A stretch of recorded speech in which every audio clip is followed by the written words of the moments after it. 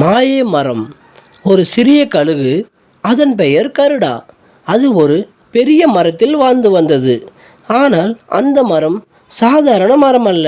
அது ஒரு மாயை மரம். அந்த மரத்தின் இலைகள் ஒளிரும்.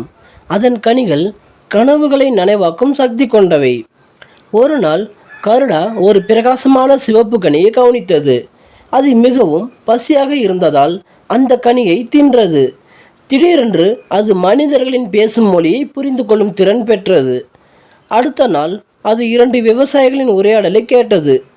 என் நிலத்தில் மழை பெய்யவில்லை, பயிர்கள் வாடுகின்றன என்று ஒருவர் சொல்ல கருடாவுக்கு மிகவும் வருத்தமாக இருந்தது. அது மீண்டும் மாய மரத்திற்கு சென்று ஒரு நீலக்கனியை தின்றது. இப்போது அது மழையை கட்டுப்படுத்தும் சக்தியை பெற்றது.